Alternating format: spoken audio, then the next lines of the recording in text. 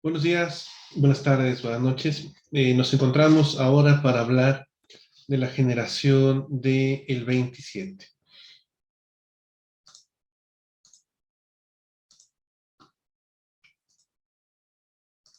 Bueno, podremos recordar incluso que la generación del 98 pues, nos ubica en España, en la península ibérica, y también la generación del 97, perdón, del 27 será la siguiente generación, ¿no? La generación que continúe con, digamos, generacionalmente, bueno, suena redundante, pero así es decir, son los siguientes poetas, ¿no? Que vendrían después del 98. Hablar de la generación del 27, además, nos remite a otro tema, pues, complicado, a otro tema que tiene que ver con cuándo inicia y cuándo termina una generación.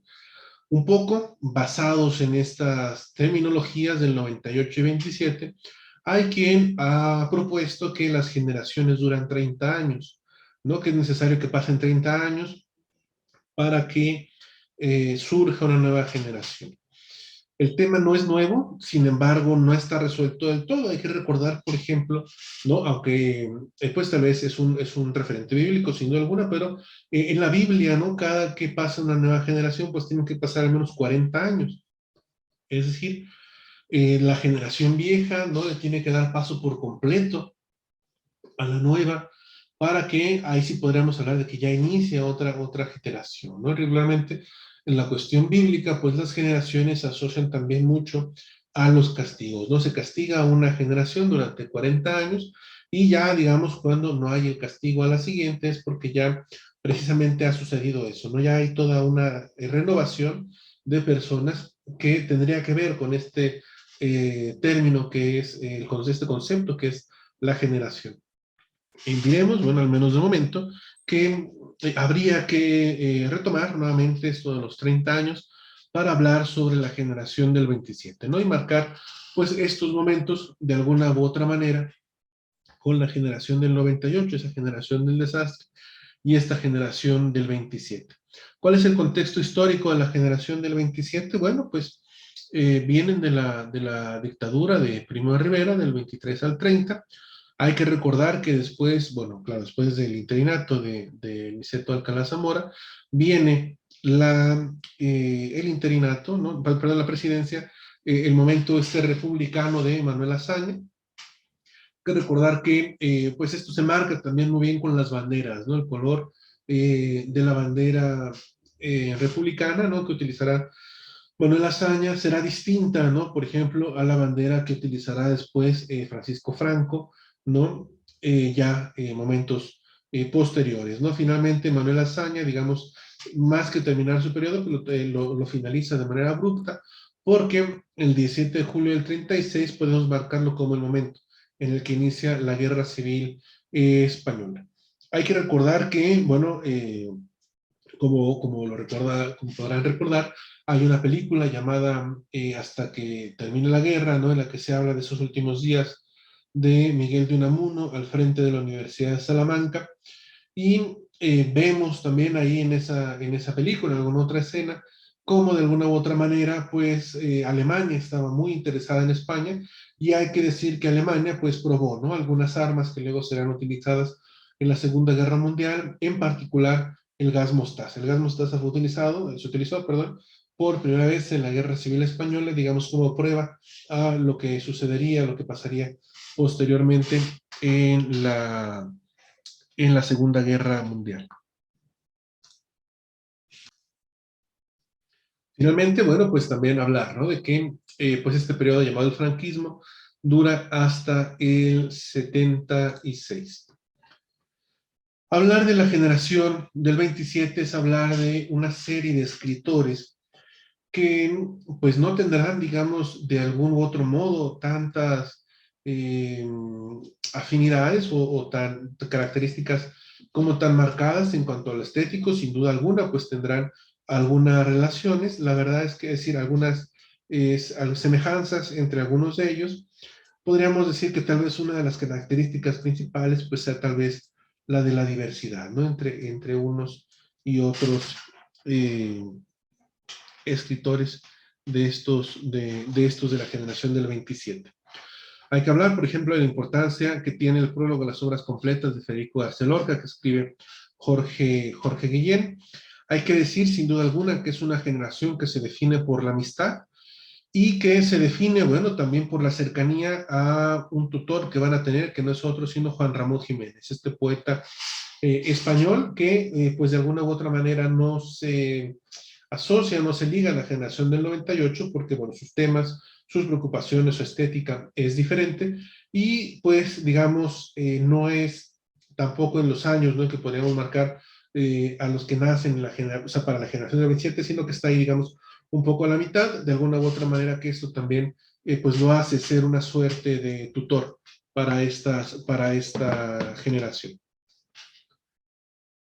También la música será muy importante para esta generación, de ahí que Manuel de Falla será pues otro de los personajes muy importantes, digamos, que están alrededor, en torno a la generación. Y finalmente hay que hablar del mecenazgo, ¿no?, de Sánchez Mejía. Decíamos que son una generación definida por la amistad, una generación definida también por el lugar en el que están estudiando, ¿no?, que es la residencia de estudiantes de Madrid, es decir, donde se alojan, que es la residencia de estudiantes de Madrid. ¿Cuáles podrían ser algunas características que podríamos destacar sobre Juan Ramón Jiménez? Por ejemplo, este que hemos dicho que es una suerte de tutor de estos escritores. Bueno, pues tenemos que Juan Ramón Jiménez tiene estas influencias del romanticismo, ¿no? Digamos, es beckeriano, de este poema Gustavo Adolfo Bécquer, ¿no?, el que habla de las golondrinas, ¿no?, de volverán a sus puras golondrinas, etcétera, etcétera, y también aquel que habla del poema de qué es poesía, y tú me lo preguntas mientras clavas tu pupila en mi pupila azul, qué es poesía, y poesía eres tú. No, no es exactamente así, lo he citado de memoria, lo he citado mal. Pero bueno, ese es más o menos los versos principales. Y también, bueno, hablaríamos que Juan Ramón Jiménez tiene ciertas influencias modernistas también, que hemos revisado ya en otro de los videos. ¿Cuáles serían algunos poetas que estarían dentro de esta nómina? Bueno, pues estaría Federico García Lorca, Vicente Alexandre, Emilio Prados, Rafael Alberti, Damaso Alonso, Alto Laguirre, Pedro Salinas. Hay que decir, por ejemplo, que Juan Larrea y Gerardo Diego se separan de la residencia de Madrid por la influencia de la vanguardia francesa. Sobre todo, bueno, esta influencia de la vanguardia francesa traída por Guido, ¿no?, el inventor del creacionismo en Hispanoamérica, de esta importante vanguardia. Entonces vemos aquí también cómo, de alguna u otra manera, algo que creo que podemos destacar también es que esta generación no es una generación estática, no es una generación que siempre está buscando, siempre está intentando encontrar nuevos modos de escribir, nuevas maneras de expresarse, nuevos modos de dar salida a sus preocupaciones. De este modo podemos decir que su expresión es local, pero con una visión abierta al mundo, ¿no? De alguna u otra manera podemos decir que podemos encontrar en ellos ciertas características, ¿no?, de la generación del 98, y a eso incluirle una visión internacionalista, ¿no?, esta visión que está buscando, por supuesto, esas influencias internacionales y ávida también de recibirlas. ¿Por qué 27? Esa sería una excelente pregunta. Bueno, porque se cumplen los 300 años de Góngora. Dirá Federico García Lorca, una de las voces más importantes de esta generación, que Góngora será el modelo de la poesía ultimísima de España. Y acá habrá que marcar también otro elemento importante, ¿no? Que si bien podemos decir que en el 27 hay vanguardia, es una vanguardia que mira sus raíces, en este caso, pues, ibéricas, ¿no? Mira hacia Góngora. No será, por supuesto, la única que mira hacia sus raíces locales, por supuesto. Habrá otras vanguardias en Hispanoamérica que también lo harán, pero esta, digamos, se destaca mucho tal vez por el personaje al que hacen referencia, ¿no? Que en este caso, pues, es Góngora, este gran autor, ¿no?, de los siglos de oro. ¿Qué presencias serán importantes para esta generación? Bueno, pues la de León Felipe, ¿no?, la de Neruda. Neruda será también una figura tutelar para esta generación, lo veremos en unos momentos más. Y Hay pues esta idea de volver al barroco, por eso luego se le llama neobarroco también a esta poesía, por esta idea de rescatar y volver a la poesía de Góngora. Jorge Guillén lo define de una manera, bueno, decíamos que es una generación definida por amistad. Jorge Guillén dice que es la generación de la amistad, ¿no? Lo cual es pues, una expresión, una definición, la verdad es que muy bella. Publica, ¿no?, en el contexto de la dictadura de Primo de Rivera entre el 23 y el 29. Eso quiere decir que tienen entre 24 y 25 años, ¿no? Lo cual es muy importante. Sí, por supuesto, la generación del 27 no hace un rompimiento con la tradición, sino que aglutina, ¿no? Concilia el pasado con los elementos vanguardistas. Es, podríamos decir, una generación que suma, ¿no?, en esta cuestión aglutinante. Sobre esta cuestión aglutinante, por ejemplo, tendríamos que hay un equilibrio entre lo intelectual y el sentimentalismo, entre la concepción mística y la rigurosa, la romántica y la clásica, la pureza estética y la vivencia humana, la línea popular y la poesía culterana, el lenguaje hermético con el lenguaje popular. Entonces tendremos pues finalmente una suerte de combinaciones que harán pues por momentos una poesía muy rica y por otros momentos la verdad es que también una poesía hermética, difícil de comprender. Para citar tal vez el ejemplo más clásico al respecto, pues era Poeta en Nueva York, ¿no?, de Federico García Lorca, donde a mi entender incluso cada poema va marcando una suerte de estética, aunque hay estéticas que se comparten, perdón, poéticas que se comparten entre ellos. Yo me atrevería a decir que hay momentos en los que me parece que Lorca intenta experimentar, ¿no?, en cada uno de ellos una suerte de poética, al menos de matiz poético diferente en cada uno de estos poemas. Sí, bueno, vamos a ver ahora las etapas que ya decíamos, ¿no? Hay una primera etapa donde Juan Ramón Jiménez será pues la figura tutelar y después llegará un segundo momento, ¿no?, donde será la figura de Neruda, de alguna u otra manera, la que será la más importante, ¿no? Esta segunda etapa, de alguna u otra manera, va desde el 27 hasta la Guerra Civil, ¿no? Y sobre todo, bueno, en esta figura de Neruda, ¿no?, que llega a España y le dices que hay muchas preocupaciones, ¿no?, sociales, políticas, que hay que atender, que ustedes, digamos, como jóvenes poetas de esta generación no están atendiendo, ¿no? Y entonces, con esta, digamos, con esta momento, con esta idea, es, digamos, que hay esta suerte de cambio de camino para ir ahora a una poesía, pues, mucho más con este estilo, ¿no?, contestataria incluso. Hablaríamos también de una suerte de tercera etapa, ¿no?, que tiene que ver con la disolución, ¿no?, a partir del asesinato de Lorca, el periodo de posguerra, y es un momento ahora sí en que la generación se dispersa. Hay, ¿no?, los que se van a las vanguardias, como Vicente Alexandre, como Rafael Alberti, como, pues, bueno, el mismo Lorca, poco antes de morir, y también, pues, a los que la influencia no solamente de Neruda, sino de Salvador Dalí, será muy importante, ¿no? Recuerden también por ahí, en Medianoche en París, esta famosa escena, si mal no recuerdo, me parece que no está Lorca, está Buñuel, ¿verdad? Está Buñuel, está Dalí, está Buñuel, y el personaje que hace, sí, este que es el viajero del tiempo, ¿no?, de alguna otra manera. Bueno, pero esa relación, ¿no? Dalí-Buñuel, ¿no?, que luego también, digamos, en ese triángulo de amigos, pues también estará Lorca, ¿no? De hecho, incluso parece ser que hay una historia por ahí de por qué es el perro andaluz, el título de la película de Buñuel. Pero como no me lo sé completo, pues no les voy a contar, sino que les voy a permitir que lo investiguen por cuenta propia. Y, digamos, sobre estos, digamos, además de estos autores, de alguna u otra manera, pues están también los que se quedan en España, ¿no? Y esos, digamos, en esta dispersión, pues serán unos los que van a las vanguardias, ¿no? Alexandre, Alberti, Lorca, que podemos decir es el grupo de los tres, de alguna u otra manera, y los que se quedan en España. ¿Qué influencias? Bueno, finalmente, pues la influencia de Ortega y Gasset, ¿no?, una influencia filosófica que va siempre siendo muy importante, ¿no?, y que va marcando un camino muy importante en España en estos años, es recordar, ¿no? Que la influencia de la filosofía de Hegel es la influencia de la filosofía alemana hegeleriana. Dirán estos autores, ¿no? Que con esta influencia de Ortega y Gasset, que el arte no muere, ¿no? Que se deshumaniza. Que el arte ya no habla de las aspiraciones humanas, sino que va al desastre humano, ¿no? Una realidad humana deshumanizada que depende de otros elementos.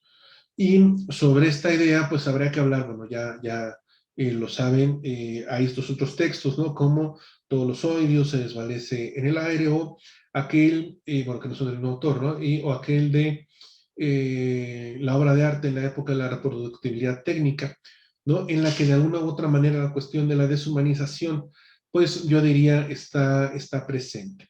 Y sobre esa deshumanización, pues me parece ahí sí esa sería una suerte de guía de lectura para Poeta en Nueva York, ¿no? Cómo hay elementos de la ciudad que pueden ser violentos, que pueden ser agresivos, y estos elementos, pues de alguna u otra manera que también van marcando otras tendencias, ¿no? Como pues sentir una suerte de abismo, sentir una suerte de caída, ¿no? Que también me parece se marca en algunos poemas de poeta en Nueva York. Um, Sí, bueno, avanzamos. Vamos a, simple y sencillamente, bueno, pues a nombrar algunos de los autores de esta generación, otros que no hemos nombrado hasta ahora. Bueno, tal vez valdría la pena, ¿no? Hacer una breve pausa para hablar de León Felipe y decir que León Felipe fue una suerte de exiliado antes de los exiliados, ¿no? Es un poeta que siente que no encaja en España, ¿no? Dirá que la España de Franco es una España sin voz, ¿no? Él siente que esa voz, ¿no? De los poetas es como el fuego de Prometeo, ¿no? Y entonces, pues, en esta España sin voz, pues ese fuego de Prometeo está apagado, ¿no? Hay una fuerte influencia religiosa en León Felipe, lo veremos en algún ejemplo, por supuesto. Digamos que la idea de León Felipe, de alguna u otra manera, es una romería constante, un peregrinaje continuo, no va en romería, pero va él solo, no nadie lo acompaña. Digamos, en este caminar, en este peregrinaje, él se encuentra solo, ¿no? Será entonces la figura del Quijote una figura muy importante para él, porque para él el Quijote representará la figura del español, ¿no? Es un ser humano vapuleado, pero creyente, que también, bueno, en su entender, en su forma de verlo, pelea solo, y que es alguien, no es un personaje que ve su visión es diferente a la de todo el mundo, ¿no? Todo el mundo ve algo diferente a lo que él ve, su mirada, pues, del Quijote en este sentido es muy particular, ¿no? Podríamos decir única. Hay influencia, ¿no? De otros autores, por ejemplo, Walt Whitman y T.S. Eliot, aunque estos autores en realidad no tenían mucha presencia en España. ¿No? Digamos, esto también marca diferencia con León Felipe, estas lecturas que hace. De T.S. Eliot, sin duda alguna, además de los 4 cuartetos, que tienen una excelente traducción de José Emilio Pacheco, habría que hablar también de La Tierra Baldía, ¿no? Tal vez La Tierra Baldía es el poema más importante, más influyente, no solamente hacia León Felipe, sino también hacia la vanguardia hispanoamericana, ¿no? De T.S. Eliot. Y también, ¿no? Con León Felipe tendremos pues un cambio del cotidiano a lo conversacional, ¿no? Hablará de temas simbólicos, metafísicos, de modo directo, y cuando hablamos de conversacional es como decir de una habla más cotidiana, ¿no? Digamos, bueno, más usual, ¿no? Del común, por así decirlo, que todo el mundo puede entender estas palabras o esta forma de expresarse. Y bueno, pues también habrá que decir que León Felipe es una figura importante, ¿no? Para los contemporáneos, para estos poetas mexicanos llamados los contemporáneos, y sin duda alguna también para Octavio Paz. Bueno, había prometido ahora hablar, ¿no? De Federico García Lorca, ¿no? Federico García Lorca, poeta nacido en el 98, ¿no? Que muere en el 36, y pues asesinado, ¿no? Por el franquismo. Es poeta, es dramaturgo, ¿no? Sus obras teatrales, la verdad es que son donde más se ve su influencia surrealista, el público, una obra de teatro difícil, complicada de entender, así que pasen 5 años, la verdad es que también tiene un poco esta idea, es decir, que es surrealista, entonces complicada, es difícil de entrarle un poco. Una idea, por ejemplo, es de que en el público, si mal no recuerdo, digamos, siempre estamos tras bambalinas, ¿no? Es decir, no salimos nunca a escenario, las escenas suceden, ¿no? Detrás de bambalinas y ya desde ahí esa propuesta pues es de alguna manera innovadora, puesto que más allá de la representación estamos viendo pues salvadas proporciones, ¿verdad? La preproducción de la obra, entonces estamos ahí en otro ambiente, ¿no? En otro momento de la obra teatral, y entonces cuando intentamos leerla, sí, leerla, pues si la tenemos acceso a la obra en escrito, y queremos leerla como leeríamos una representación, pues ya desde ahí nuestros códigos tienen que ir cambiando, ¿no? Eso es una de las cosas que me parece hace muy bien Federico García Lorca, hacer que el lector o el auditor esté necesariamente cambiando los códigos, digamos, comunes, los códigos usuales con los que se acerca a la obra literaria. En cuanto a poesía, bueno, pues su obra poética, si bien se acota a unos cuantos libros, la verdad es que es muy rica, ¿no? Podríamos decir que es vasta, me parece que incluso deja por ahí algún poemario sin terminar. Una de las complicaciones, por ejemplo, de leer Poeta en Nueva York, es que Poeta en Nueva York no lo termina de revisar, ¿no? Él, hasta donde recuerdo, no entrega el manuscrito a una imprenta, ¿no? Y entonces hay algunos escritos, ¿no? Que están por ahí todavía volando, que todavía pueden haber entrado en una obra final, y pues que no se encuentran, es decir, que no se encuentran en la obra, tenemos ahí esa complicación, ¿no? Digamos que no es el libro que tenemos del Poeta de Nueva York, no es de alguna u otra manera la última voluntad de Federico García Lorca en cuanto a ese libro, ¿no? Y eso es una de las complicaciones, tanto para armar el Poeta de Nueva York como para poder leerlo, ¿no? De mejor manera y en un mejor orden, por ejemplo. Eh, tenemos también, bueno, pues sin duda alguno los poemas del Cantejondo y el romancero gitano, ¿no? El romancero gitano, donde tendremos esta revaloración de la literatura popular, oral popular, ¿no? Del folclore español, ya desde el nombre, ¿no? Romancero. ¿A qué nos remite? A esta estructura, ¿no? A esta forma de hacer poesía en la Edad Media, que sin duda alguna es el romancero. Tendremos también ya, desde que escuchamos romancero, una poesía narrativa, ¿no? Nos van a contar una historia. Y romancero gitano, pues una historia que tenga que ver con la cultura gitana de alguna u otra manera. Entonces vemos cómo no solamente vamos hacia hacia la revalorización, perdón, de formas o estructuras de la Edad Media, sino también hacia, digamos, culturas, formas de vivir en España que no están en Castilla, ¿no? Que no están en este centro marcado de alguna u otra manera, sino que están, pues, digamos, pues sí, digamos, en torno a él en cuanto a que están al lado de él, ¿no? De esto también, pues, Romancero Gitano es una obra muy importante por estos dos aspectos. Miguel Hernández es también un poeta que, bueno, lamentablemente muere joven, 32 años, muy joven.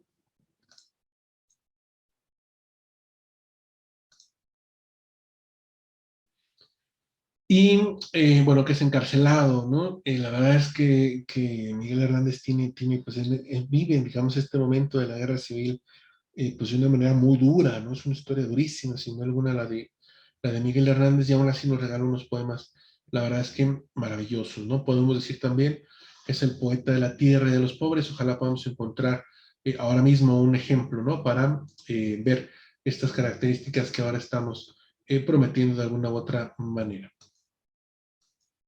Bueno, quisiera proponer como una primera lectura el poema con el que abre Diario de un poeta recién casado de Juan Ramón Jiménez, solamente para marcar una suerte de línea, digamos, en esto que hemos visto también en la presentación. Poema fechado en Madrid, 17 de enero de 1916. Y además hay que decir, bueno, que sí, Juan Ramón Jiménez sí se casa, ¿no? Por estas fechas y pues hace el viaje, ¿no? Digamos, hay un viaje ahí involucrado y pues también de alguna u otra manera es un viaje que se refleja en estas poesías. Es cerca ya del alma lo que está tan inmensamente lejos de las manos aún, como una luz de estrella, como una voz sin nombre traída por el sueño, como el paso de algún corcel remoto que oímos, anhelantes, el oído en la tierra como el mar en teléfono, y se hace la vida por dentro con la luz inextinguible de un día deleitoso que brilla en otra parte. Oh, qué dulce verdad sin realidad aún, qué dulce. Bueno, vemos en este poema algunas cuestiones ya, digamos, que empiezan a diferenciarse de lo que hemos leído hasta ahora, ¿no? De alguna u otra manera, de las manos aún como una luz de estrella, ¿no?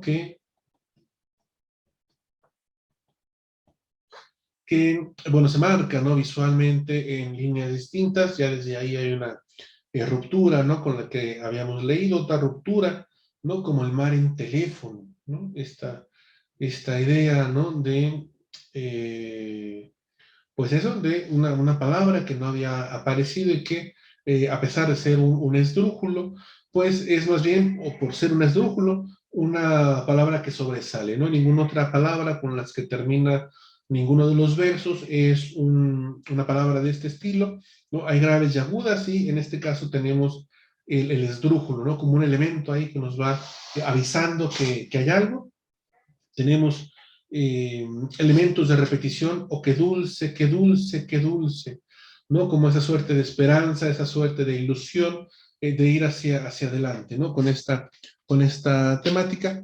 Tenemos también esta suerte de ilusión que va siendo la guía rectora del poema, ¿no? Podríamos decir que la columna vertebral, de una u otra manera, del poema es precisamente esta línea de la esperanza, ¿no? Y en esta idea de lo que ha de venir, ¿no? Desde el principio se marca, ¿no? Que cerca ya del alma, lo que está tan inmensamente lejos de las manos aún. Es decir, yo en espíritu ya estoy en el otro lugar, en el otro sitio, aunque todavía no pueda tocarlo, ¿no? Vemos estos elementos y cómo se van, pues de alguna u otra manera, conjuntando en lo que va diciendo Juan Ramón Jiménez. Hay que ver, bueno, pues los recursos, ¿no? Que está utilizando, las imágenes que de alguna u otra manera también nos está regalando en este poema. Quisiera continuar ahora con poema de León Felipe. Decíamos también, bueno, pues que León Felipe estaba ahí, digamos, no tanto en la generación, sino una figura, pues digamos, tutelar, digamos, aparte de Juan Ramón Jiménez, ¿no? De alguna manera, ¿no? Una figura particular, ¿no? Creo que podremos llamar a León Felipe. Vamos pues con este poema de Vencidos. Por la manchega llanura se vuelve a ver la figura de Don Quijote pasar, y ahora ociosa y abollada va en el rucio la armadura y va ocioso el caballero, sin peto y sin espaldar. Va cargado de amargura que allá encontró sepultura su amoroso batallar, va cargando de amargura que allá quedó su ventura en la playa de Barcino frente al mar. Por la manchega llanura se volvió a ver la figura de Don Quijote pasar, va cargado de amargura, va vencido el caballero de retorno a su lugar. ¿Cuántas veces, Don Quijote, por esa misma llanura en horas de desaliento, así te miro pasar? ¿Y cuántas veces te grito, hazme un sitio en tu montura y llévame a tu lugar?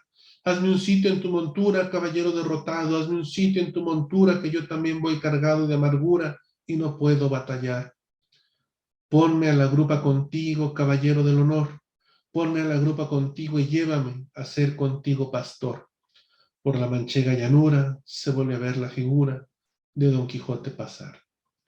Y acá hay que recordar pues que las palabras están cargadas de significado, ¿no? Las palabras están cargadas de sentido. Ya cuando decimos Don Quijote, hablamos de esta figura, no del caballero, de la triste figura precisamente, de esta suerte de soñador que no ve completado su ilusión, ¿no? Este soñador que finalmente termina, ¿no? Enfrentándose en la realidad, y en esa realidad, pues, la derrota le pesa, ¿no? Hay que recordar que cuando se enfrenta al caballero de los espejos, es cuando termina, digamos, en esta suerte de espejo, también viendo su realidad, viendo realmente quién es y regresa derrotado, ¿no? Puesto que así se lo ha prometido al caballero de los espejos.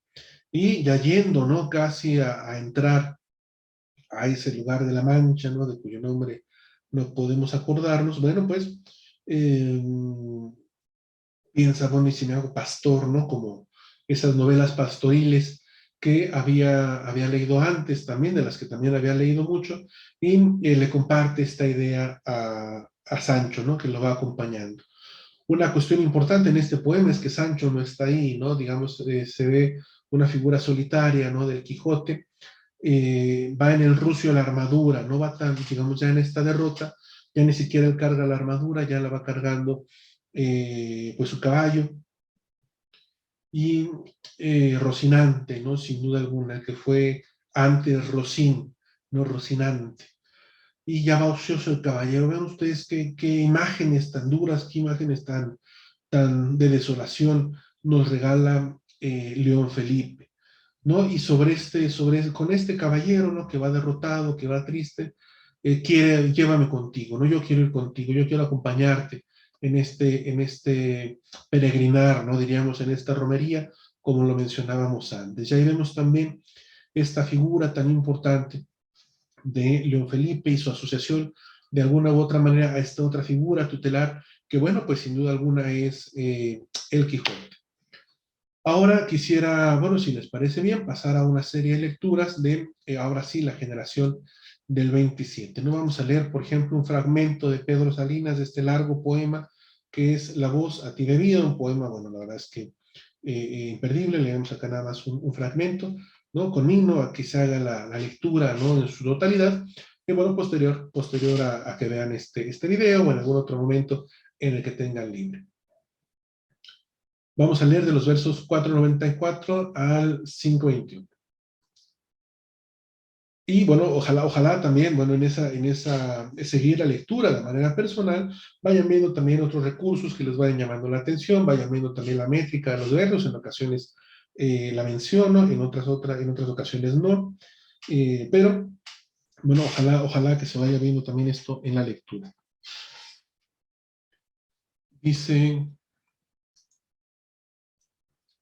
Pedro Salinas: para vivir no quiero islas, palacios, torres. Qué alegría más alta vivir en los pronombres. Quítate ya los trajes, las señas, los retratos. Yo no te quiero así, disfrazada de otra, hija siempre de algo. Te quiero pura, libre, irreductible, tú. Sé que cuando te llame entre todas las gentes del mundo, solo tú serás tú. Y cuando me preguntes quién es el que te llama, el que te quiere suya, enterraré los nombres, los rótulos, la historia. Iré rompiendo todo lo que encima me echaron desde antes de nacer. Y vuelto ya al anónimo eterno del desnudo de la piedra del mundo, te diré, yo te quiero, soy yo.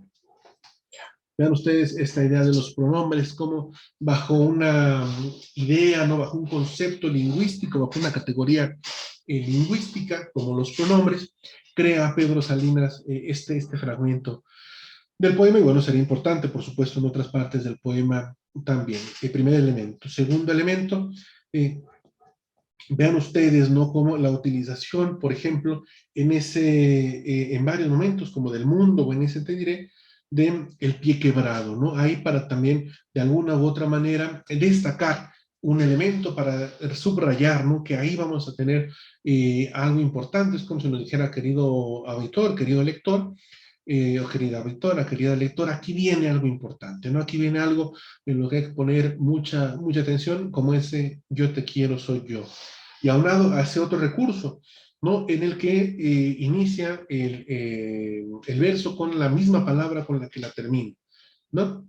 Yo te quiero, soy yo, ¿no? Y que marca pues también esa idea, ¿no? Como de equilibrio, ¿no? De alguna u otra manera. Otro elemento importante, ¿no? La estructuración en varios momentos del poema con el número 3, ¿no? Este elemento también muy traído de la tradición popular, ¿no? Si decimos, bueno, pues seguramente aquí en el octosílabo, en el pie quebrado, está en lo popular, lo veremos también en lo estructural. Vean ustedes, no quiero islas, palacios, torres. ¿no? Y además nos habla ahí, nos pinta una geografía muy diferente, muy distinta, de forma muy sucinta, de manera muy sucinta también, ¿no? De eso también, para eso le sirve también esta estructuración, esta enumeración de 3 elementos, ¿no? Quítate ya los trajes, las señas, los retratos, ¿no? Vemos nuevamente estos otros elementos, digamos que serían como, pues, o impuestos o de adorno que también pide, ¿no? Que se despoje, ¿no? A quien le está dirigiendo este poema, por decirlo así, ¿no? Que sería esta función fáctica de alguna otra, de otra manera que tiene también la palabra, ¿no? Entonces tenemos, bueno, pues este poema de La voz a ti de vida de Pedro Salinas con estas características. Si les parece bien.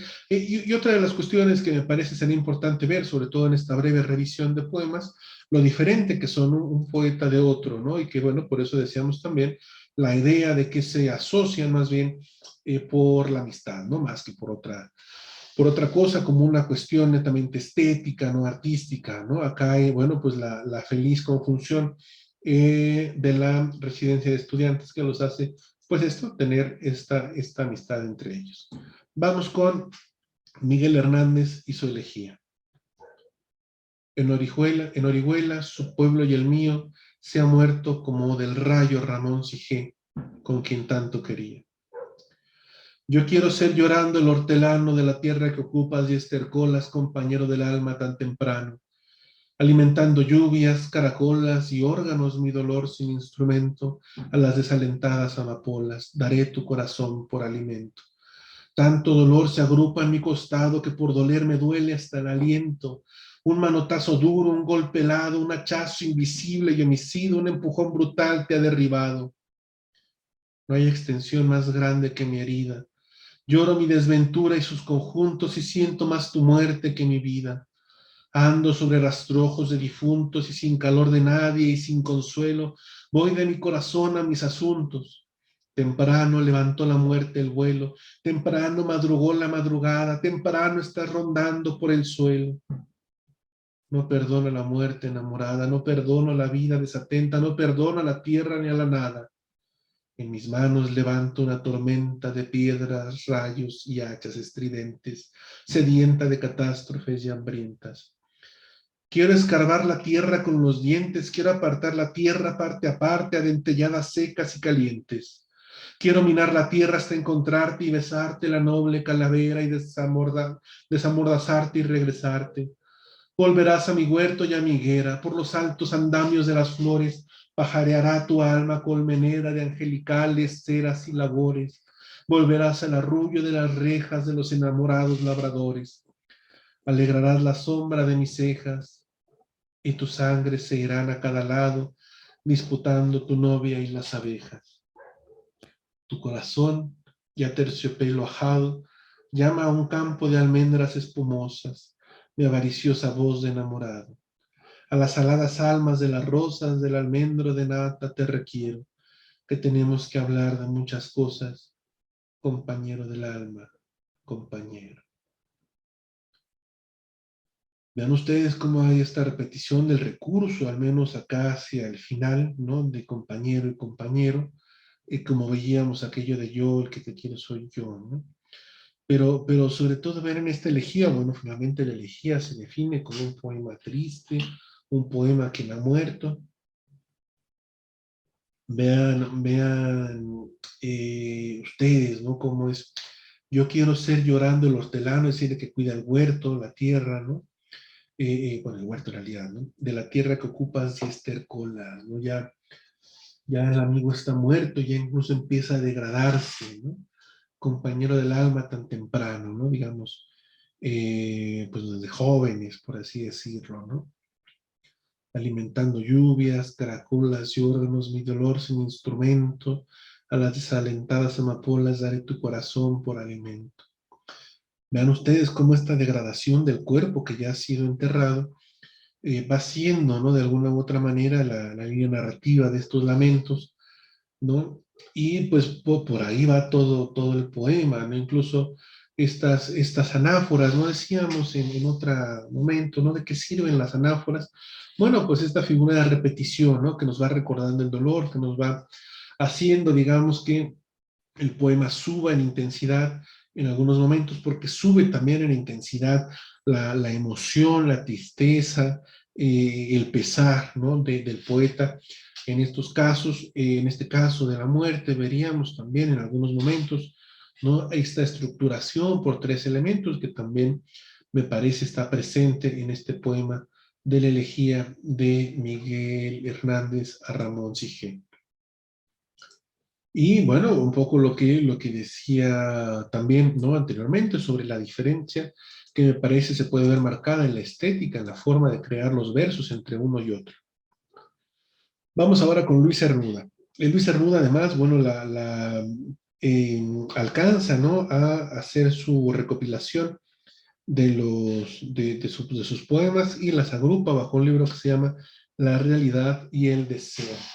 Y ya desde ahí vemos pues una suerte de contraposición, ¿no? La realidad, algo que se ve, que se puede palpar, y el deseo, ¿no? Algo que se quiere, pero tal vez no se tiene, ¿no? O bueno, de ideas que de entrada sería que no se tiene.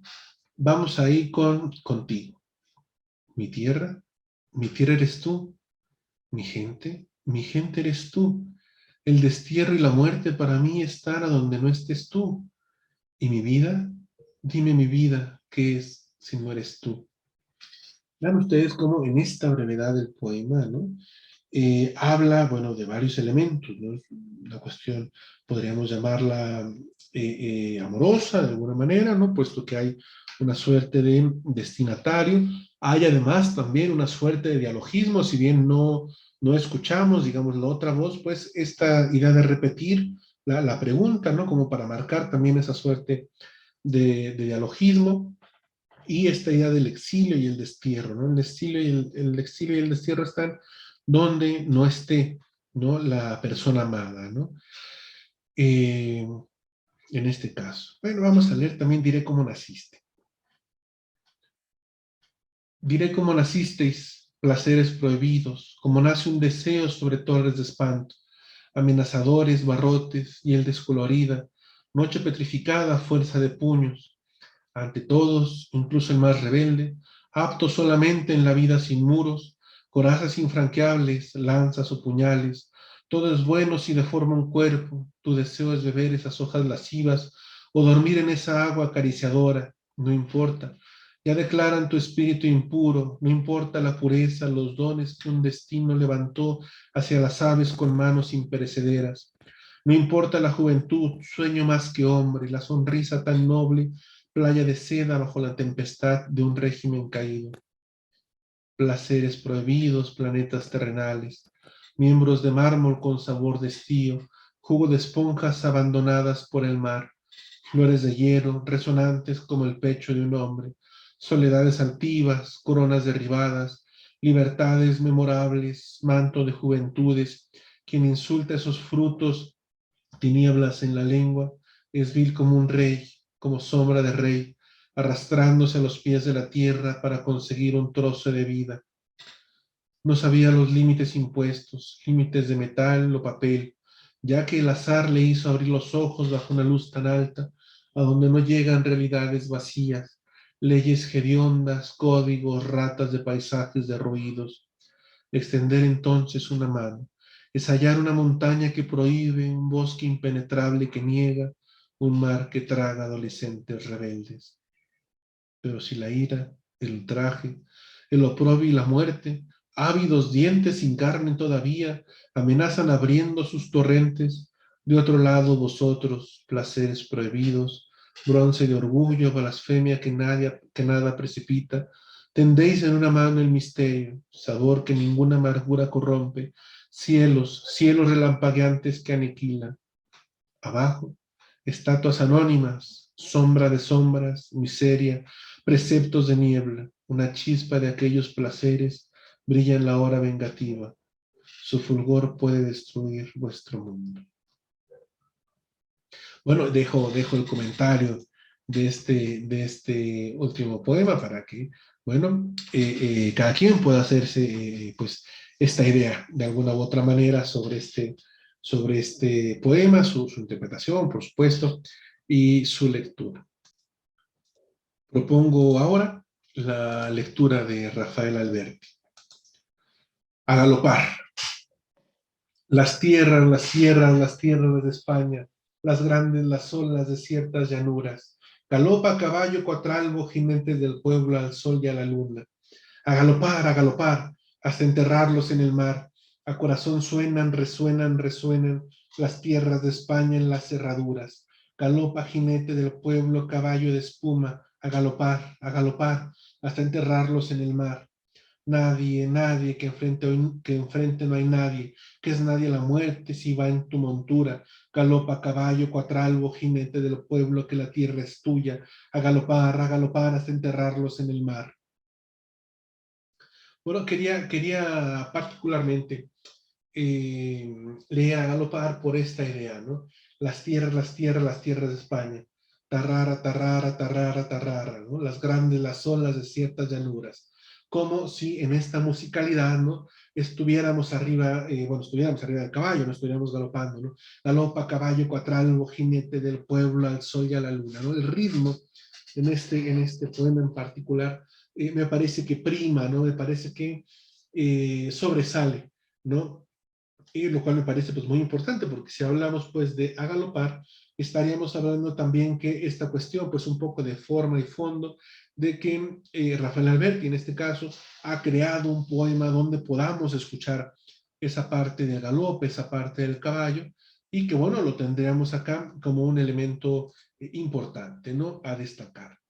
Uno de los poemas que a mí más me gusta de Rafael Alberti es este. El mar, la mar, el mar, solo la mar. ¿Por qué me trajiste, Padre, a la ciudad? ¿Por qué me desenterraste del mar? En sueños la marejada me tira del corazón. Se lo quisiera llevar. Padre, ¿por qué me trajiste acá, gimiendo por ver el mar? Un marinerito en tierra y salaire este lamento. Ay, mi blusa marinera, siempre me la inflaba el viento al divisar la escollera. Vemos un retrato nostálgico del mar, un retrato que anhela el mar, que ya no lo tiene, por supuesto, pero que incluso esta última imagen, ¿no? Donde, bueno, la blusa marinera, ¿no? Se infla al divisar la escollera, ¿no? Sin mencionar de alguna u otra manera el viento está ahí presente, ¿no? En esta idea que es precisamente lo que infla la camisa, ¿no? Y me parece también bueno, la suerte esta de las vocales abiertas, ¿no? Del mar, el mar, solo la mar, ¿no? Como si nos fuera llevando también entre las olas, ¿no? Para remontarnos hacia el mar, precisamente, hacia ese deseo de alguna u otra manera que tiene el poeta en este caso, bueno, y que no puede, tener, ¿no? No puede cumplir, por así decirlo. Muy bien. Quizá por diferentes circunstancias, un elemento como la nostalgia, como la melancolía, ¿no? Estará presente en estos poetas. Emilio Prados nos regala este Anochecer, Angustia. Otra vez vuelve el día a rondar nuevos límites, aquel lucero en donde trata de reflejarse. Qué dolor esta sangre sin quietud ni sosiego. Terminarán a mis pulsos donde comienza el aire. Es quizás que la muerte vive abierta en mi carne, quizás mi cuerpo preso y en ella se debate. Qué naufragio mis venas libres en la luz abren. Otra vez se vuelve el día a rondar nuevos límites. Mi corazón latiendo se pierde por la tarde. Vean, bueno, y además también, pues, de alguna u otra manera, la lectura que podamos hacer de este poema está condicionada por el título, ¿no? Esta suerte de que se acaba el día, ¿no? Esta suerte de que se acaba, eh, pues, sería aventurado, por supuesto, decir si es la esperanza, pero al menos el día termina, ¿no? Hay algo ahí que concluye, y eso que concluye, pues precisamente, como lo dice el título, nos causa angustia, No sabemos qué va a pasar, no sabemos qué será, no sabemos cómo reaccionaremos, terminarán mis pulsos, donde comienza el aire, nos acercamos hacia una suerte de final, pero no saber qué pasa en ese final, pues hay un elemento ahí que no termina, ¿no?, de darnos certezas, y la falta de certezas precisamente, ¿no?, es lo que también construye la angustia. Quizás que la muerte vive abierta en mi carne, ya estaba aquí, ¿no? Yo no la había visto, no lo sabía, ¿no? Quizás mi cuerpo preso ya en ella se debate, es decir, ya la estoy de algún modo sintiendo, y la función parentética, ¿no? Mi corazón latiendo se pierde por la tarde, ¿no? Se va la vida, ¿no? De alguna u otra manera, con ese corazón que se va latiendo por la tarde. Quisiera ahora, bueno, ir sin duda alguna al que me parece, pues tal vez uno de los más conocidos, los más emblemáticos, que es Federico García Lorca. Tenemos este poema de La casada infiel de su romancero gitano, Alida Cabrera y a su negrita. La casada infiel. Y que yo me la llevé al río creyendo que era mozuela, pero tenía marido. Fue la noche de Santiago y casi por compromiso. Se apagaron los faroles y se encendieron los grillos. En las últimas esquinas toqué sus pechos dormidos y se me abrieron de pronto con como ramos de jacintos. El almidón de su enagua me sonaba en el oído como una pieza de seda rasgada por 10 cuchillos. Sin luz de plata en sus copas, los árboles han crecido y un horizonte de perros ladra muy lejos del río. Pasaba las zarzamoras, los juncos y los espinos. Bajo su mata de pelo hice un hoyo sobre el limo. Yo me quité la corbata, ella se quitó el vestido. Yo el cinturón con revólver, ella sus 4 corpiños. Ni nardos ni caracolas tienen el cutis tan fino, ni los cristales con luna relumbran con ese brillo. Sus muslos se me escapaban como peces sorprendidos, la mitad llenos de lumbre, la mitad llenos de frío. Aquella noche corrí el mejor de los caminos, montando en potra de nácar, sin bridas y sin estribos. No quiero decir por hombre las cosas que ella me dijo. La luz del entendimiento me hace ser muy comedido. Sucia de besos y arena, yo me la llevé del río. Con el aire se batían las espadas de los lirios. Me porté como quien soy, como un gitano legítimo. Le regalé un costurero grande de raso pajizo y no quise enamorarme porque, teniendo marido, me dijo que era mozuela cuando la llevaba al río. Bueno, tenemos estos elementos que habíamos dicho, ¿no? Del romancero. Se va a contar una historia, se va a contar, bueno, pues una historia de un gitano, ¿no? En este caso, pues, por ejemplo, la noche de Santiago, ¿no? Toma un elemento importante. Otro elemento importante, vean, sin luz de plata en sus copas los árboles han crecido. Parece ser que no hay luz de luna en esta noche cuando la lleva al río, ¿no? Al menos es lo que me parece entrever. Y luego pues se meten directamente al río, ¿no? Las zarzamoras, los juncos, los espinos, nos hablan de que están ya, digamos, adentro, muy adentro en el río, ¿no? Viene, por supuesto, la escena erótica, ¿no? Que, bueno, también hay que destacar, ¿no? Cómo la construye García Lorca. Eh, me parece que el erotismo ahí se destaca, pues, de manera muy clara. Y, bueno, que finalmente termina, ¿no? Con, digamos, el punto acá donde no se enamora. A mí no me parece que la esté juzgando a la mozuela, que es la casada infiel, ¿no? Me parece que no hay una asignación de culpas, tampoco, ¿no? Sino que, pues nada, ¿no? Nos cuenta más bien la historia, una anécdota, ¿no? Que es esta de la casada infiel.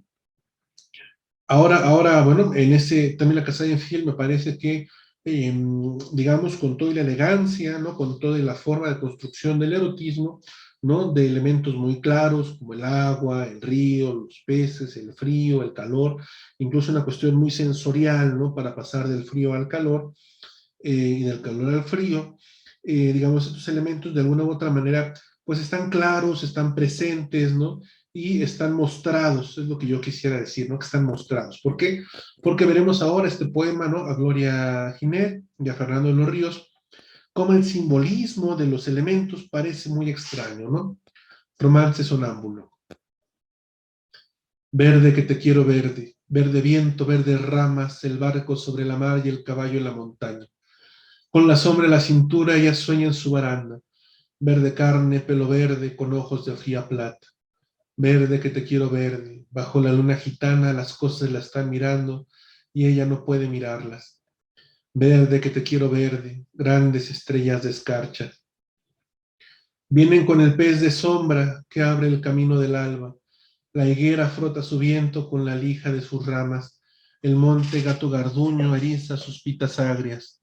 Pero ¿quién vendrá y por dónde? Ella sigue en su baranda, verde carne, pelo verde, soñando en la mar amarga. Compadre, quiero cambiar mi caballo por su casa, mi montura por su espejo, mi cuchillo por su manta. Compadre, vengo sangrando desde los puertos de Cabra. Si yo pudiera, mocito, ese trato se cerraba, pero yo ya no soy yo, ni mi casa es ya mi casa. Compadre, quiero morir decentemente en mi cama, de acero si puede ser con las sábanas de Holanda. ¿No ves las heridas que tengo desde el pecho a la garganta? 300 rosas morenas lleva tu pechera blanca, tu sangre resuma y huele alrededor de tu faja, pero yo ya no soy yo, ni mi casa es ya mi casa. Dejadme subir al menos hasta las altas barandas, dejadme subir, dejadme hasta las verdes barandas, barandales de la luna por donde retumba el agua. Ya suben los dos compadres hacia las altas barandas, dejando un rastro de sangre, dejando un rastro de lágrimas. Temblaban en los tejidos farolillos de hojalata, 1000 panderos de cristal herían la madrugada. Verde que te quiero verde, verde viento, verde ramas, los dos compadres subieron, el largo viento dejaban. En la boca un raro gusto de hiel, de menta y de albahaca. Compadre, ¿dónde está? Dime, ¿dónde está tu niña amarga? ¿Cuántas veces te esperó? ¿Cuántas veces te esperara? Cara fresca, negro pelo, en esta verde baranda. Sobre el rostro del aljibe se mecía la gitana, verde carne, pelo verde, con ojos de fría plata. Un carámbano de luna la sostiene sobre el agua. La noche se puso íntima, como una pequeña plaza. Guardias civiles borrachos en la puerta golpeaban. Verde que te quiero verde, verde viento, verde ramas, el barco sobre la mar y el caballo en la montaña. Vean acá una cosa muy interesante y muy sugerente, ¿no? La primera pregunta que tendríamos que hacernos es ¿qué significa el verde? Podríamos decir que el verde es esperanza, que el verde es vida, pero acá en el poema de Lorca, el verde de alguna u otra manera pues representa la muerte, ¿no? Esta muchacha que está en la baranda, pelo verde, carne verde, con ojos de fría plata, pues está muerta, ¿no? Está representando ahí una mujer que ha muerto, ahí esperando, pues sí, es probable que esperando, pero ya ese verde no es el verde de la espera, ¿no? Ya es el verde de la muerte, ¿no? Lorca, algo que hace de manera magnífica, es trastocar los símbolos y darle un nuevo sentido, ¿no? En los poemas. Vean ustedes que sí está contando una historia, sí se trata de gitanos, sí se trata del romancero gitano, pero estos elementos que decíamos podrían verse de alguna manera como claros en la casada infiel, pues no son tan claros en el romance sonámbulo, ¿no? Y en el romance de la luna luna tampoco lo será, ¿no? Era aquel de la luna vino a la fragua con su polizón de nardos, el niño la mira, mira, el niño la está mirando. Y por momentos tampoco serán muy claros los elementos ahí. Otros elementos acá importantes, ¿no? El diálogo. Hay un momento en el que parece que esta historia se convierte en una puesta en escena, ¿no? Cuando llega el compadre. Y luego las cosas que cambian, ¿no? Mi caballo, algo que va, algo que es móvil, algo que puede ir por la montaña, por su casa, algo fijo. Diríamos incluso sentar cabeza, ¿no? Dejar de ir por el mundo y tener un lugar propio. Mi montura, ¿no? Ese andar por la aventura, ese andar con envalentonado, ¿no? Digamos, incluso creando un personaje como este personaje del valentón por su espejo, por algo que me refleje en la realidad, quién soy. Mi cuchillo, un elemento que puede servir para el ataque, por su manto, un elemento que sirve para cubrir, para proteger. Vean ustedes cómo en breves versos y en elementos muy precisos, Lorca nos está contando estos elementos. Hay, sí, podríamos decir una estructura de tres, pero una estructura de tres elementos que, bueno, dista, ¿no? Yo diría, ¿no? Es decir, de el modo en que lo trata la poesía popular, ¿no? Acá Lorca nuevamente con su gran genio va trastocando estos símbolos, los va cambiando, ¿no? Les va dando otro toque. Si yo pudiera, mocito, este trato se cerraba, ¿no? Yo ya no soy yo, ni mi casa es ya mi casa, ¿no? Todo lo que tenía se ha perdido, ¿no? Yo, incluso que ya soy otro, que luego me parece Neruda retomará en aquello de nosotros, los de entonces ya no somos los mismos. Acá es trágico, ¿no? Porque no solamente yo he cambiado, mi casa ya no es mi casa, estoy desarraigado, ¿no? Estoy no solamente desarraigado de la tierra, de un espacio físico, sino también, me parece, ¿no? De mí mismo, ¿no? ¿Quién soy yo ahora? Podría uno preguntarse acá. Eh, sí, dice el compadre, quiere morir en su cama, ¿no? La herida que tengo, ¿no? Del pecho a la garganta, yo hice al revés, pero es del pecho a la garganta, ¿no? Esta herida que va subiendo, incluso como si en ese ir subiendo nos relatara cómo fue que lo hirieron, ¿no? Las rosas morenas, ¿no? Vean ustedes cómo esta sangre que ya, pues de alguna u otra manera se refleja o ya va quedando ahí en el cuerpo, son 300 rosas morenas, lleva tu pechera blanca, ¿no? Esta pechera blanca, esta camisa blanca, que se va tiñendo de estas rosas morenas, ¿no? Vean ustedes qué imagen pues por supuesto, fatal, cruda, nos regala García Lorca, pero qué manera tan extraordinaria de construirla. Otro elemento que quiero destacar, ¿no? Que anda por acá. Aquí está. 1000 panderos de cristal herían la madrugada, ¿no? ¿Qué son estos panderos de cristal, no? ¿Qué serían estos panderos que caen y que caen, no?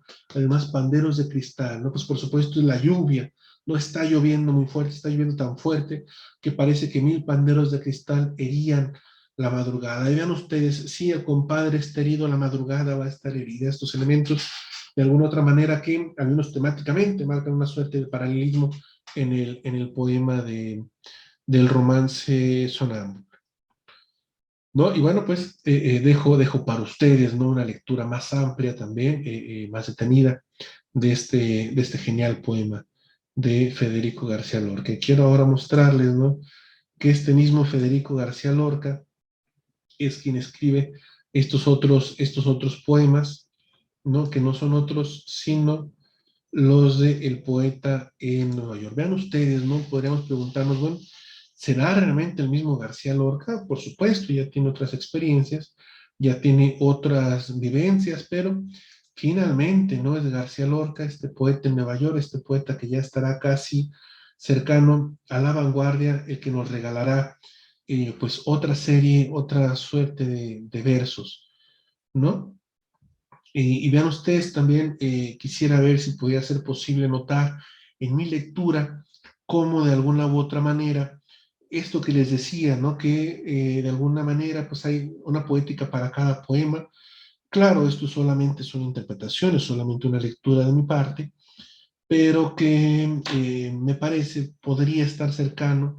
Claro, podríamos tal vez agrupar algunos, ¿no? Bajo algunas perspectivas estéticas, pero vean ustedes, ¿no? Este mismo poeta que nos regaló el, el romance sonámbulo, el romance de la luna luna, la casada infiel, escribe tu infancia en Menton, ¿no?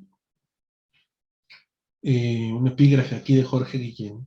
Sí, tu niñez ya fábula de fuentes. Sí, tu niñez ya fábula de fuentes. El tren y la mujer que llena el cielo. Tu soledad esquiva en los hoteles y tu máscara pura de otro signo. Es la niñez del mar y tu silencio donde los sabios vidrios se quebraban. Es tu yerta ignorancia donde estuvo mi torso limitado por el fuego. Norma de amor te di, hombre de Apolo, llanto con ruiseñor enajenado, pero pasto de ruinas te afilabas para los breves sueños indecisos. Pensamiento de enfrente, luz de ayer, índices y señales del acaso. Tu cintura de arena sin sosiego atiende solo rastros que no escalan, pero he de buscar por los rincones tu alma tibia sin ti que no te entiende, con el dolor de Apolo detenido, con que he roto las máscaras, la máscara que llevas. Allí, león, ahí, fura de cielo, te dejaré pacer en mis mejillas. Allí, caballo azul de mi locura, pulso de nebulosa y minutero, he de buscar las piedras de alacranes y los vestidos de tu madre niña, llanto de medianoche y paño roto, que quitó luna de la sien del muerto. Sí, tu niñez, ya fábula de fuentes, alma extraña de mi hueco de venas, te he de buscar, pequeña y sin raíces, amor de siempre, amor, amor de nunca. Oh sí, yo quiero amor, amor, dejadme. No me tapen la boca los que buscan espigas de Saturno por la nieve, o castran animales por un cielo, clínica y selva de la anatomía. Amor, amor, amor, niñez del mar, tu alma tibia sin ti que no te entiende. Amor, amor, un vuelo de la corza por el pecho sin fin de la blancura. Y tu niñez, amor, y tu niñez, el tren y la mujer que llena el cielo, ni tú, ni yo, ni el aire, ni las hojas. Sí, tu niñez, ya fábula de fuentes. Vean ustedes cómo definitivamente el estilo es otro, ¿no? El estilo ha cambiado, el estilo se ha vuelto distinto, al menos a mi entender. Hay elementos que podemos nombrar, decíamos esto, la deshumanización, podemos ver cómo los animales que son aquí nombrados, incluso el alacrán, pues son animales peligrosos, no son animales que de alguna u otra manera también en mi lectura pues amenazan, ¿no? Al yo poético de alguna manera o reflejan una suerte de espíritu pues feroz, ¿no? También creo que podría verse de esta manera. La verdad es que la lectura y la interpretación de estos poemas nos lleva mucho más tiempo, hay que buscar, aquí sí me parece, eh, pues otros elementos, no es decir, otras lecturas que nos ayuden. Por ejemplo, miren, podríamos decir que la ronda es un juego infantil, ¿no? Como aquello de Doña Blanca está cubierta o a la rueda, rueda de San Miguel, ¿no? Fábula y rueda de los tres amigos. Enrique, Emilio, Lorenzo, estaban los tres helados. Enrique por el mundo de las camas, Emilio por el mundo de los ojos y las heridas de las manos, Lorenzo por el mundo de las universidades sin tejados. Lorenzo, Emilio y Enrique estaban los tres quemados. Lorenzo por el mundo de las hojas y las bolas de billar. Emilio por el mundo de la sangre y los alfileres blancos. Enrique por el mundo de los muertos y los periódicos abandonados. Lorenzo, Emilio, Enrique, estaban los tres enterrados. Lorenzo en un seno de flora, Emilio en la yerta ginebra que se olvida en el vaso, Enrique en la hormiga, en el mar y en los ojos vacíos de los pájaros. Lorenzo, Emilio, Enrique, fueron los tres en mis manos. Tres montañas chinas, tres sombras de caballo, tres paisajes de nieve y una cabaña de azucenas por los palomares donde la luna se pone plana bajo el gallo. Uno y uno estaban los tres momificados, con las moscas del invierno, con los tinteros que orina el perro y desprecia el vilano, con la brisa que llena el corazón de todas las madres, por los blancos derribos de Júpiter donde meriendan muerte los borrachos. Tres y dos y uno. Los vi perderse llorando y cantando por un huevo de gallina, por la noche que enseñaba su esqueleto de tabaco, por mi dolor lleno de rostros y punzantes esquirlas de luna, por mi alegría de ruedas dentadas y látigos, por mi pecho turbado por las palomas, por mi muerte desierta con un sol paseante equivocado. Yo había matado la quinta luna y bebía agua por las fuentes, los abanicos y los aplausos. Tibia leche encerrada en las recién paridas, agitaba las rosas con un largo dolor blanco. Enrique, Emilio, Lorenzo, Diana es dura, pero a veces tiene los pechos nublados. Puede la piedra blanca latir en la sangre del ciervo y el ciervo puede soñar por los ojos de un caballo. Cuando se hundieron las formas puras bajo el cri-cri de las margaritas, comprendí que me habían asesinado. Recorrieron los cafés y los cementerios y las iglesias, abrieron los toneles y los armarios, destrozaron tres esqueletos para arrancar sus dientes de oro. Ya no me encontraron. ¿No me encontraron? No, no me encontraron. Pero se supo que la sexta luna huyó torrente arriba y que el mar recordó de pronto los nombres de todos sus ahogados. Vean ustedes cómo, de alguna manera, podríamos decir que toma o retoma algún aspecto de un juego infantil, de una ronda infantil, y lo lleva a otro nivel, ¿no? Al nivel de la experimentación, al nivel donde la enumeración me parece ya tiene otro significado y otro sentido. Sí, sin duda, estructura, puesto que da estructura al poema, se presentan los nombres, luego se presenta una acción y luego qué hace cada uno de ellos al respecto. Esa podría ser una primera forma de entrar a la interpretación del poema. Otra forma sería nuevamente ver cómo están funcionando los animales, los insectos dentro del poema, ver cómo está trastocado el juego infantil, sería otra manera, y de repente vemos que esta suerte de ritual que estábamos, parece ser, presenciando, ¿no? Nos lleva a la muerte, ¿no? Hay un elemento sorprendente, ¿no? No diría plenamente disonante, pero sí sorprendente. Y entonces tenemos, ¿no?, que este mismo poeta es aquel poeta del romance, vuelvo al punto, del romance sonámbulo, ¿no? La parte de los negros, pues sin duda es una de las partes más importantes, ¿no?, de este poemario de poeta en Nueva York. Eh, y sin duda, bueno, el Rey de Harlem sería uno de los más importantes. No es un poema un tanto largo, me disculpo por no leerlo, leeremos Norma y Paraíso de los Negros. Odian la sombra del pájaro sobre el pleamar de la blanca mejilla y el conflicto de luz y viento en el salón de la nieve fría. Odian la flecha sin cuerpo, el pañuelo exacto de la despedida, la aguja que mantiene presión y rosa en el gramíneo rubor de la sonrisa. Aman el azul desierto, las vacilantes expresiones bovinas, la mentirosa luna de los polos, la danza curva del agua en la orilla. Con la ciencia del tronco y el rastro, llenan de nervios luminosas la arcilla y patinan lúbricos por aguas y arenas, gustando la amarga frescura de su milenaria saliva.